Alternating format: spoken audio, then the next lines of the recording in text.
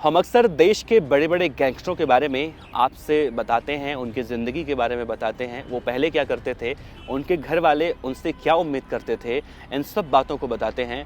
और अभी तक हमने लगातार आपको कई गैंगस्टरों की, खास तौर से उत्तर भारत के जो गैंगस्टर हैं, दिल्ली, एनसीआर, पंजाब, हरियाणा, राजस्थान, इन सब जगहों के गैंगस्टरों के बारे में हमने अलग अलग गैंगस्टरों के बारे में अलग अलग कहानियाँ बताई। लेकिन आज की ये वीडियो थोड़ी सी अलग होने वाली है, क्योंकि आज के जिस गैंगस्टर के बारे में हम आपसे बताने जा रहे हैं वो गैंगस्टर अपने आप में एक अलग तरह का गैंगस्टर है। अब आप सोच रहे होंगे कि उसके अंदर ऐसा क्या कुछ है जिसके बारे में हम अलग कह रहे हैं।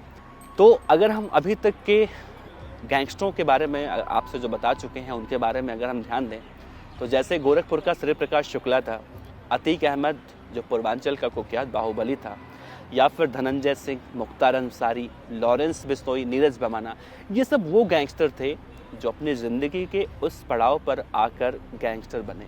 यानी कि एक तरह से 20 साल के बाद या फिर बालिग होने के बाद जब वो जुर्म की दुनिया में आए। लेकिन आज के इस वीडियो में जिस गैंगस्टर की हम बात करने जा रहे हैं, ये बहुत कम उम्र में इसने तय कर लिया था कि इसे एक कुख्यात गैंगस्टर बनना है, और ना सिर्फ गैंगस्टर बनना है बल्कि दाऊद की तरह एक बड़ी गैंग खड़ी करनी है। और उसी को देखकर उसने एक छोटी सी गैंग बनाई पहले, और उस गैंग का नाम दिया इसने डी कंपनी। दरअसल जिस गैंगस्टर की हम बात कर रहे हैं उसका नाम था गैंगस्टर दुर्लभ कश्यप। दुर्लभ कश्यप ने अपने नाम के पहले लेटर यानी कि डी को उसने बनाया डी, और कंपनी।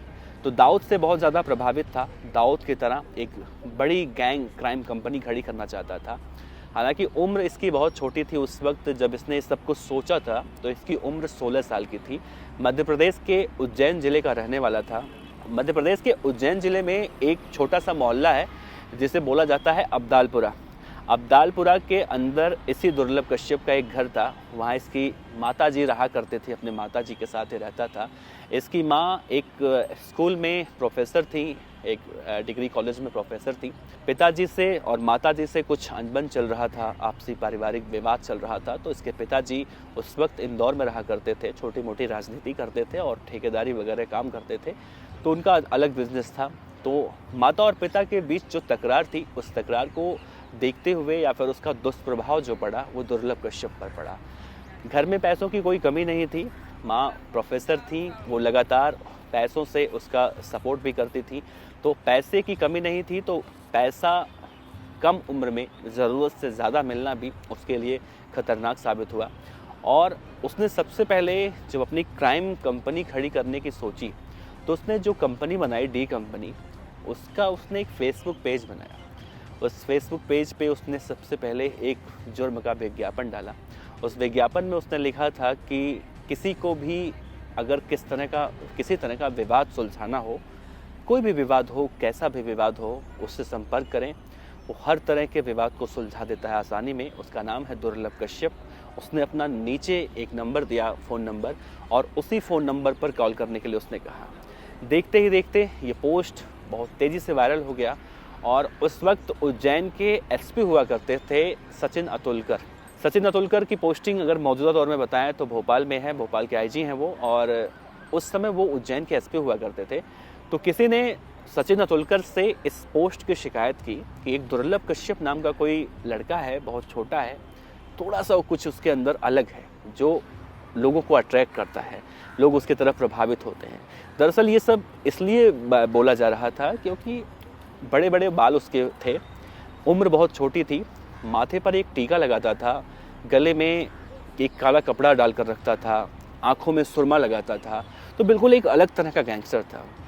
और जब उसने फेसबुक पर ये पोस्ट डाला, इस पोस्ट के डालने के बाद देखते ही देखते उसकी उस डी कंपनी में अचानक 100 से ज़्यादा लोगों की, उसी के उम्र के लोगों की पूरी एक फ़ौज खड़ी हो गई, जो रात में जैसे गाड़ी कोई खड़ी कर देता है तो उस पर पत्थर मार के पैसे चुरा लेते थे, लोगों को चाकू मारना, कुछ इस तरह के अपराध वो करने लगा दुर्लभ कश्यप। और देखते ही देखते उज्जैन शहर में दुर्लभ कश्यप का आतंक मच गया, लोग दुर्लभ कश्यप के नाम से खौफ खाने लगे। हालांकि ये बातें उसके माता पिता तक पहुंची, लेकिन तब तक बहुत देर हो चुकी थी।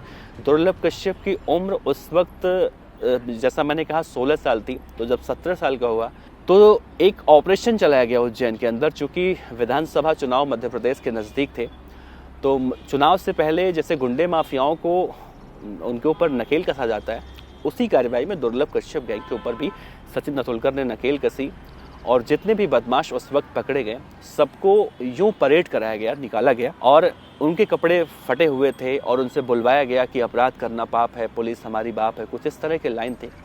दुर्लभ कश्यप उस वक्त पूरे टशन में था। सचिन नतुलकर प्रेस कॉन्फ्रेंस कर रहे थे, तभी किसी पत्रकार ने एक सवाल किया कि इसमें से दुर्लभ कश्यप कौन है। सचिन नतुलकर जो वहीं पर बैठे हुए थे वो कह रहे थे कि दुर्लभ कश्यप अपना हाथ उठाकर खुद जवाब देगा। उसके बाद दुर्लभ कश्यप यूं हाथ उठाकर जवाब देता है कि मैं हूं दुर्लभ कश्यप। उसके बाद देखते ही देखते दुर्लभ कश्यप को जेल में डाल दिया गया। पहले तो उज्जैन के जेल में उसे डाला गया, बाद में अलग जगह ट्रांसफ़र किया गया था उसका। लेकिन जेल में एक दिन उसकी मुलाकात उसी सचिन नतुलकर से हुई। दरअसल सचिन नतुलकर जब दुर्लभ कश्यप से मिलने के लिए पहुँचे, वो किसी काम से दौरा करने पहुँचे थे, तो उन्होंने दुर्लभ कश्यप से उस वक्त कहा कि तू भाई जेल में रह, जेल से बाहर जिस दिन तू निकलेगा उस दिन तू मार दिया जाएगा, क्योंकि तेरी जितनी उम्र है अपने उम्र से ज़्यादा तूने दुश्मन बना लिए हैं। हालांकि दुर्लभ कश्यप एक एसपी की बात मानकर डर गया और वो अपनी जमानत नहीं करवाया। बाद में उसकी जमानत हुई। जमानत मिलने के बाद दुर्लभ कश्यप बाहर आया। उस वक्त लॉकडाउन का पीरियड चल रहा था और जब बाहर आया तो उसने जमानत मिलने की खुशी में एक पार्टी दी अपने घर पर। उसके घर पर उस वक्त उसकी माँ ने दाल बाटी बनाया था।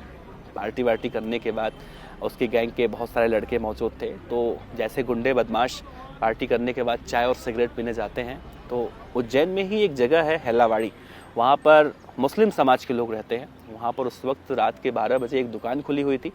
वहाँ जाते हैं तो वहाँ पर पहले से ही एक गैंग खड़ी थी और उन दोनों गैंगों में आपस में कुछ विवाद होता है। उस गैंग में दरअसल वो जो गैंग थी वहाँ पर उसको केकेसी बोला जाता था।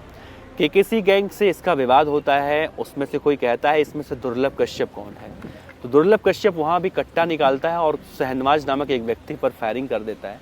फायरिंग गोली लगने के बाद शहनवाज की वहीं पर बेहोश हो जाता है वो। उसके बाद लोगों को लगता है कि शहनवाज मर गया।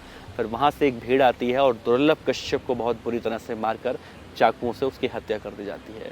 दुर्लभ कश्यप की कहानी को आज हम यहीं पर विराम देते हैं। मौसम ख़राब हो रहा है, बारिश होने वाली है। दुर्लभ कश्यप की कहानी जब कल हम आपको बताएंगे आगे, तो उसमें बहुत सारी ऐसी जानकारी आपको मिलेंगी, रोचक जानकारी, जो बहुत ज़्यादा इंटरेस्टिंग होने वाली है। तो इंतज़ार कीजिएगा कल तक। ये पार्ट 1 था। पार्ट 2 में हम दुर्लभ कश्यप की ज़िंदगी की कहानी आगे भी बताएंगे। तो देखते रहिए OTT इंडिया। आपका बहुत बहुत शुक्रिया। नमस्कार।